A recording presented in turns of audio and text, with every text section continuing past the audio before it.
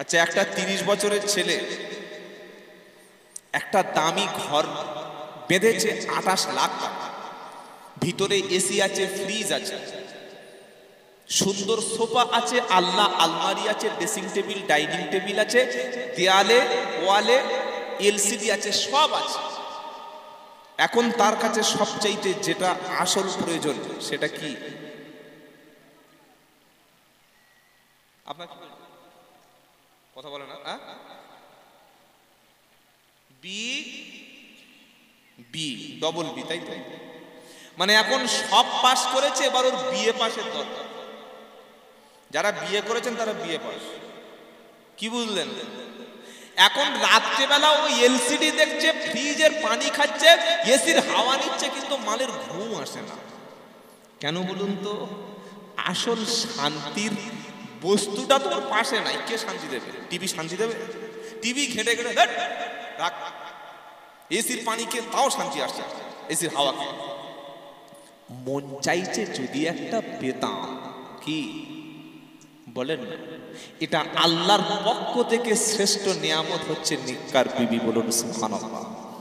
যাদের বিবি পর্দারশীনা, যাদের বিবি নামাজ পড়ে ভাই, যাদের বিবি স্বামীর কথা শোনে, যাদের বিবি স্বামীকে ভালোবাসে, যাদের বিবি কোরআন পড়তে জানে, যাদের বিবি ফজরের সময় ঘুম থেকে উঠে গিয়ে কোরআন নিয়ে বসে যায়, নামাজ পড়ে, আপনি ভাববেন পৃথিবীর সবচাইতে উত্তম সম্পদ আপনি পেয়েছেন। সুবহানাল্লাহ। এখন বলতে হবে না, বউর কাছে গিয়ে বলবেন। এই বাবাজিরা, সবচাইতে উত্তম বস্তু হলো পৃথিবীর পুরুষের জন্য নেকার স্ত্রী। এটা যদি আমার কথা হয়, কথাটা ছুঁড়ে ফেলুন। নবী বলেছেন, আদ-দুনিয়া কুল্লুহা মাতা ওয়া খায়রুল মাতা'id দুনিয়াল মারআতু সালিহা। নবী বললেন, শোনো, গোটা পৃথিবীটা সম্পদ, গোটা পৃথিবীটা হলো সম্পদ, তার মধ্যে উত্তম চিরস্থায়ী সম্পদ হলো লজ্জাশীলা ধার্মিকা রমণী। সুবহানাল্লাহ বলেন। আজকের গাড়ি আছে, কালকের গাড়ি থাকবে না, আজকের বাড়ি আছে, কালকের বাড়ি থাকবে না, আজকের মরলে কালকের 2 দিন, পরের দিন কেউ কাঁদবে না। কাঁদবে? বলেন না। জামাই কাঁদছে, মেয়ে কাঁদছে 4-5 দিন, সপ্তাহখানেক পরে আর কারোর চোখে পানি নাই। তাই কবি বলছে, আজকের মরলে কালকের 2 দিন, পরের দিন কেউ কাঁদবে না। যাদের জন্য করলে কামাই তারা পাশে থাকবে না, যাদের জন্য করলে কামাই তারা পাশে থাকবে না। আজকে মরলে কালকের 2 দিন, পরের দিন কেউ কাঁদবে না। আর যাদের জন্য করলে কামাই তারা পাশে থাকবে না। ঘরটাও একদিন নষ্ট হবে, সব কিছু ধ্বংস হবে, কিন্তু যাদের বিবি নামাজি, যাদের বিবি পরেশগার, স্বামীর জন্য শুধু হাসে, স্বামীর জন্য শুধু সাজে, স্বামী কথা বললে শোনে, রমজানে বিবি রোজা রাখে, রাতে উঠে তারাবির নামাজ পড়ে, স্বামীর জন্য মাঝে মাঝে ডেকে মসজিদে পাঠিয়ে দেয় যে বিবি, ওই বিবিটা হলো অরিজিনাল এই স্বামীর জান্নাতি বিবি। যাদের বিবি লিপস্টিক ঠোঁটে দিয়ে, মুখে সাদা পাউডার ও ফেস ওয়াশ মেখে, কাঁধে ভ্যানিটি ব্যাগ নিয়ে, ছোট পিঠ কাটা ব্লাউজ পরে রাস্তায় হাঁটা দেয়, রাস্তায় হাঁটে, কোমর দুলিয়ে হাঁটছে, পাড়ার ছেলেরা বলছে কার বউ যাচ্ছে, বলছে শওকতের বউ। শওকত বলে কেউ নেই তো? আপনার বলিনি ভাই, কে আছে আমি তো চিনি না। শওকতের বউ এত সুন্দর, কি মারলে! এটা যে বললো, যে বলেছে, এই যে গুনাহটা তার হয়েছে ভাই, এই গুনাহ বলা বা করানোর পিছনে কার হাত? আল্লাহর হাত, শয়তানের, বউর হাত। তুই ঠোঁটে লিপস্টিক দিয়ে স্বামীকে দেখাবি, মুখে ফেস ওয়াশ স্বামীকে মাখবি, ফেয়ার লাভলিটা স্বামীর জন্য মাখবি, ছোট হট ড্রেস স্বামীর জন্য পরবি, পিঠ কাটা ওই ব্লাউজ পরে কেউ জলসায় আসে? যে যুবক ছেলেগুলো এসছে, ও রাতকে আর না গা ধুয়ে ঘুমোবে? হাসছে দেখো, এমনি ছেলেরা ঘুমায় না, আর ওই মাল দেখে নাকি ঘুমোবে। বিয়ে বাড়িতে ইমাম সাহেবের ডেকে নিয়ে, হুজুর আমার মেয়ের বিয়ে পড়াবে চলো, ইমাম সাহেব গিয়ে সে একদম পুরো সেই আরশের দিকে চেয়ে আসে, আরশ মহল্লায়। কেন? সামনে যে মেয়েগুলো বসে বসে খাচ্ছে একটাও মাথায় কাপড় নাই, আর হাসছে যখন দাঁত বার হচ্ছে না, আমার সাথে দোয়া ইউজ করছে যে কোন দিকে যাও। এই বাবাজিরা, জলসা দিয়েছেন, জলসায় এসেছেন, নামাজ পড়েন, বিবিকে বেপর্দা করবেন না, বলুন ইনশাআল্লাহ। যদি পর্দায় রাখতে পারেন তাহলে আপনি স্বামী, আর তা না হলে কিয়ামতের দিন হবেন ফুল আসামি। পর্দায় মানে কালো বোরকা পরিয়ে ঘরের কোণে একদম সেই আমের মতো পাঠিয়ে দেবেন, তাই তো? নো, আপনার মেয়ে কলেজ, ইউনিভার্সিটি, সমস্ত শিক্ষা ক্ষেত্রে যাবে, কিন্তু পরিবেশটা যেন শালীনতা বজায় থাকে। বোরকা মানে হলো এই, হিজাব মানে এই, হিজাবের মধ্যে কোনো নারী যখন যাবে 82 বছরের ছকিনা নানি নাকি 18 বছরের সেই বিলকিস যাচ্ছে, এটা বাইরে থেকে বোঝা যাবে না। বোরকা পরে যদি তোমার কোমরের সাইজ লোক ধরে ফেলে, বোরকা পরে যদি লোক তোমার বোরকায় যে ঝিকঝাক ডিজাইন ওটা দেখে যদি ইয়ং ছেলেরা একবার চোখে জেনা করে নেয়, তো ও বোরকা না পরে তুমি এমনি শুধু কাপড় পরো, তাও তোমার কম দেখবে। এখন বোরকা দেখেছেন না, টাইট ফিট, কোমরের রকম দেখি খিঁচে নিয়েছে, বুকের কাছে টাইট করেছে, এটা বোরকা না। হিজাব মানে হলো পুরুষের দৃষ্টি থেকে নিজেকে আড়াল করে রাখা, পুরুষের দৃষ্টি থেকে নিজেকে লুকিয়ে রাখা, হাইট করে নেওয়া, লুকিয়ে নেওয়া, আর যেন পুরুষ বুঝতে না পারে যে কে যাচ্ছে। আল্লাহু আকবার। আল্লাহ যেন আমাদের মায়েদের সম্মান বজায় রাখে, বলুন আমিন। বেপর্দা করবেন না, বেপর্দা করবেন না। আজকে দেখি একটা ফেসবুকে একটা ছেলে তার বউকে সাজিয়ে নিয়ে ছবি আপলোড করেছে, করে বলছে মাই ওয়াইফ। শয়তান, ওয়াইফের ছবি কোনোদিন পৃথিবীর লোক দেখতে পাবে? তুমি তাহলে কিরকম স্বামী তাহলে? হ্যাঁ, তুমি এমন স্বামী তোমার বিবির মুখ সারা পৃথিবীর লোক দেখছে? স্বামী বলে কিছু আছে, পুরুষত্ব আছে তোমার, নাকি হিজড়ে দলের নাম লিখিয়েছে? স্বামী হলো সে বিবির মুখটা পৃথিবীর কোনো কুত্তাকে দেখতে দেবে না, পাশের গ্রামের লোক তো দূরের কথা। স্বামী হচ্ছে সে বিবির শরীরে কেউ স্পর্শ করতে দেবে না। আমরা বউকে বললাম এই বাপের বাড়ি যা, ট্রেন ধরে চলে যাবে। ট্রেনে কি সব মেয়েরা ওঠে না মদ্যরা ওঠে? মদ্যরা পাশে যখন একটা নারী বসবে তখন দুপুর সাইড দেবে না চেপে পিঠে করে দেবে? এই বলেন না, কোথায় তোমার পর্দা? একটা মেয়ে হজে যাবে, একা যাবে না কারোর সঙ্গে নিয়ে যাবে? সঙ্গে নিয়ে যাবে। হজে যাওয়ার সময় যদি সঙ্গে করে নিয়ে যায়, তাহলে বাজারে, পার্কে, বিভিন্ন জায়গায় মেয়েদেরকে পাঠিয়েছেন, সাথে ছিলেন আপনি? ছিলেন না, এটা ফরজ পর্দা না। যদি কোনো মহিলা জাহান্নামে যায়, কিয়ামতের দিন যাওয়ার আগে কিন্তু আল্লাহকে একটা প্রশ্ন করেই যাবে। কাকে? ওয়ামান ওয়াকালাল্লাযীনা কাফারু রব্বানা আরিনাল্লাযাইনি আযাল্লানা মিনাল জিন্নি ওয়াল ইনস নাজআলহুমা তাহতা আকদামিনা লিয়াকুনা মিনাল আসফালিন। 24 পারা 19 পৃষ্ঠা প্রথম লাইনে 29 নম্বর আয়াত, সূরার নাম সূরা হামিম সাজদা। আল্লাহ পাক শোনাচ্ছে সেদিন জাহান্নামীরা বলবে রব্বানা আরিনাল্লাযাইনি আযাল্লানা মিনাল জিন্নি ওয়াল ইনস। আল্লাহ, আমি নারী, আমি বিয়ের পরে স্বামীর ঘরে সংসার করেছি। বোরকা কি জিনিস, পর্দা কি জিনিস, নামাজ কি জিনিস, কোরআন কি জিনিস, আমার স্বামী এগুলো তো কখনো বলেনি। আমার বাপের বাড়িতে 18 বছর 19 বছর ছিলাম, রূপশ্রী কন্যাশ্রী পেয়ে তবে বিয়ে হয়েছে। রূপশ্রী কন্যাশ্রী পাওয়া পর্যন্ত কখনো মাথায় কাপড় দিতাম না, কখনো নামাজ পড়তাম না, সব সময় টাইট গেঞ্জি পরতাম, জিন্সের প্যান্ট পরে বয়ফ্রেন্ড নিয়ে বাইকে উঠে ঘুরতাম। আমার বাপ ডবল হাজি ছিল, কোনোদিন আমাকে নিষেধ করেনি। আল্লাহ, স্বামীর বাড়িতে গেলাম, এমন স্বামীর পাল্লায় পড়েছি, নামাজ পড়তে দিত না, রোজা রাখতে দিত না। এরকম বদমাশ আছে না নাই? না বললেও আছে। নিজে হারাম করে রোজা করে না, বলতে বলছে তওবা তওবা। তুই তো যাবি, বউটাকে নিয়ে যাবি। সেদিন স্ত্রী বলবে রব্বানা আরিনাল্লাযাইনি জিন্নি ওয়াল ইনস, আল্লাহ মানুষ এবং জিনদের মধ্য থেকে কারা আমাকে গোমরাহি করেছে, কারা এই সুন্দর জান্নাতে যেতে দেয়নি। আমি তো নামাজ পড়তাম বাপের বাড়ি, আমি তো কোরআন পড়তাম বাপের বাড়ি, আমি তো পর্দায় ছিলাম বাপের বাড়ি।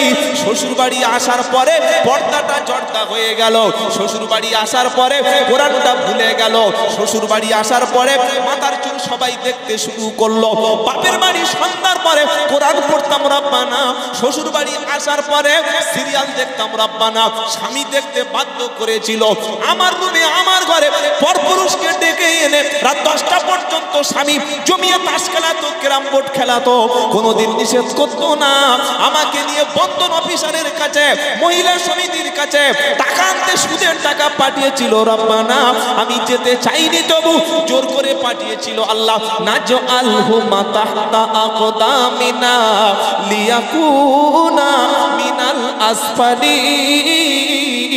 আল্লাহ আমি জাহান্নামে যাব, স্বামীকে সামনে শুইয়ে দাও, বাপকে সামনে শুইয়ে দাও, ভাইকে সামনে শুইয়ে দাও। নাজআলহু মাতাহতা আকদামিনা লিয়াকুনা মিনাল আসফালিন। স্বামীকে বাপকে ভাইকে মারিয়ে মারিয়ে পা দিয়েছেন, বুকটা সমান করে দিয়ে জাহান্নামে চলে যাব। আজকের কাউকে আমি ছাড়বো না। ভেবে দেখুন যে স্বামী স্ত্রীর তলায় যদি পা মারাতে শুয়ে পড়তে কি অপমানটা হবে। আল্লাহ আমাদের মাফ করুক। জীবনে খাওয়া না হলেও বন্ধন মহিলা সমিতিতে বাড়ির মেয়েদের পাঠাবে। তবে মেদিনীপুরের লোকসভা আল্লাহর ওলি তো, এখানে বন্ধনে কেউ যায় না। আছে না মহিলা সমিতি? আছে। ছি ছি ছি, পাঠাবেন না। হারাম, সুদ, আল্লাহ রসুলের বিরুদ্ধে যুদ্ধ করা। আর সবচাইতে সুদের ছোট পাপ নিজের মাকে বিয়ে করা। নাউজুবিল্লাহ বলবেন না? দেখেছেন কেউ নিজের মাকে বিয়ে করছে? করে না। ঠিক সুদের সবচাইতে ছোট পাপ নিজের মাকে বিয়ে করা। অনেক মা এখানে এসেছেন, নামাজ পড়েন, পর্দা করেন, রোজা করেন, কোরআন তেলাওয়াত করেন, দান খয়রাত করেন, শবে বরাতে সারা রাত দোয়া করে, রমজান মাসে কোরআন তেলাওয়াত করে, কিন্তু সাথে সাথে আবার সুদের অফিসার, এলআইসি বন্ধন অফিসার, তার কাছ থেকে গিয়ে টাকা আনে। ঠিক বলছি তো বাবা? ঈমান কোথায় তোমার বলো? যে আল্লাহর কথা শুনে নামাজ পড়েছো, যে আল্লাহর কথা শুনে রোজা করছো, যে আল্লাহর কথা অনুযায়ী পর্দা করছো, ওই আল্লাহর কথা অনুযায়ী যদি তুমি সুদ বন্ধন ত্যাগ করতে পারো তবে তুমি মুসলমান, আর তা না হলে নাফরমান। আল্লাহ মুসলমানদের জন্য জান্নাত রেখেছে। কাদের জন্য? এই বাবা তোরা এত কথা বলছিস কেন বাবা? এই ওই ছেলেটাকে মারলো গো, তো মাদ্রাসার ছেলে মনে হচ্ছে। মাদ্রাসার ছেলে খুব সাবধান, ওদের পিছনে লাগলে খবর আছে। কি বুঝলেন? একটা গ্রামে একটা খুব বড় নামকরা লোক এসছে, বললে আমি পীর সাহেব। যদি কেউ পীর থাকে সেই পীরের মধ্যে পীরত্ব থাকার দরকার আছে না নেই?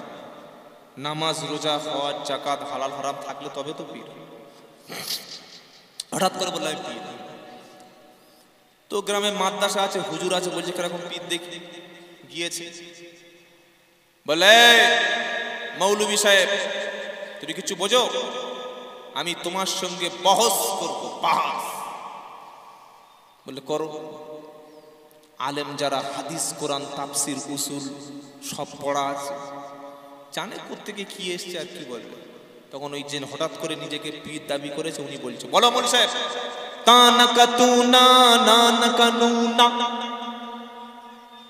মৌলভী শুনে মনে করছে ইমাল কোত্থেকে বলছে রে, হাদিস কোরআনে কোথাও তো নাই। উনি নিজে হেরে চলে গেছে। ছাত্রদের মন খারাপ, কই হুজুর বাজ জিতে গেছে না বাবা, সে এক সত্যি পীর, কিচ্ছু বলতে পারে নাই। বললে আমাদের পাঠাও। তোরা কি করবি? আরে পাঠিয়ে দেখো না কি করি একবার।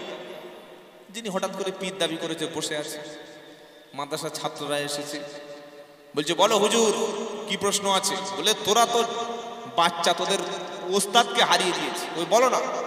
পীর সাহেব বলছে বল। আমি যে আরবিটা বলছি, যে শব্দটা বলছি, যে বাক্যটা, যে জুমলাটা বলছি, এর মানে কি? বলছে কি, তানাকা তুনা নানাকা নুনা। ছাত্ররা বলছে তানাকা তুনা নানাকা নুনা মানে কি জানো? বিষয় বলছে কি, বলছে তানাকা তুনা নানাকা নুনা, এর মানে হলো তোমার নানার সাথে আমার নানির বিয়ে। বলছে কি হলো, তোরা কোত্থেকে জানলি বে, কোথায় পেলি এটার মানে? বলে তুমি যেখান থেকে পেয়েছে ওই মালটা বার করো, তাহলে আমাদের মালটা বার করো। তার নাম মাদ্রাসার ছেলে। সাবধান, আল্লাহ আমাদের মাদ্রাসার ছাত্রদেরকে উচ্চ আলেম করুক, বলুন আমিন। জীবনে স্বপ্ন যেন থাকে একটা ছেলেকে আলেম বানাবো ইনশাআল্লাহ। জীবনে স্বপ্ন যেন থাকে একটা ছেলেকে হাফেজে কোরআন বানাবো। বানালে কি হবে জানেন? অন্তত ছেলে যখন নামাজ পড়বে, নামাজ পড়াবে, ছেলের পিছনে কোরআন শোনার মতো সৌভাগ্য আপনার হবে। সুবহানাল্লাহ বলবেন না? নবী যখন কোরআন পড়তেন, নবীর পিছনে সাহাবারা দাঁড়াতেন, আর আল্লাহর নবীর কোরআন শুনে সাহাবাদের নামাজের মধ্যে কান্না শুরু হতো। সে যুগে আজান দিতেন তিনি, মদিনার মসজিদে মুয়াজ্জিন ছিলেন তিনি, হযরতে বিলালে হাবশী যিনি ইমাম ছিলেন তিনি, বিশ্ব নেতা সাইয়্যিদুল মুরসালিন যিনি বিশ্বনবী মুহাম্মদ সাল্লাল্লাহু আলাইহি সাল্লাম তিনি ছিলেন ইমাম, আর সাহাবারা সবাই হলেন মুক্তাদি। কোরআন তো তেলাওয়াত করছিলেন তিনি, যার উপরে কোরআন নাজিল হয়েছে, বলুন সুবহানাল্লাহ। ভাই বলুন তো, সেই যুগে যদি আমরা আসতাম, সেই যুগের মানুষ যদি হতাম, নবীর পিছনে কোরআন শোনার সৌভাগ্য হতো না? হতো না? হতো। জন্ম আমার নবীর যুগে হলে কেমন হতো, জন্ম আমার নবীর যুগে হলে কেমন হতো। জোরে হবে না? দু নয়নে রাসূল পাক দেখিলে কেমন হতো, জন্ম আমার নবীর যুগে হলে কেমন হতো। আরো জোরে। আসিত ভেসে হযরতে বেলালের মধুর আযান। জোরে হবে না? আসিত ভেসে হযরতে বেলালের মধুর আযান, যে আযানে ছিল এমন প্রেম মুগ্ধ রহমান, দয়ার নবীজির পিছে নামাজ পড়লে কেমন হতো, দয়ার নবীজির পিছে নামাজ পড়লে কেমন হতো, জন্ম আমার নবীর যুগে হলে কেমন হতো। নারাই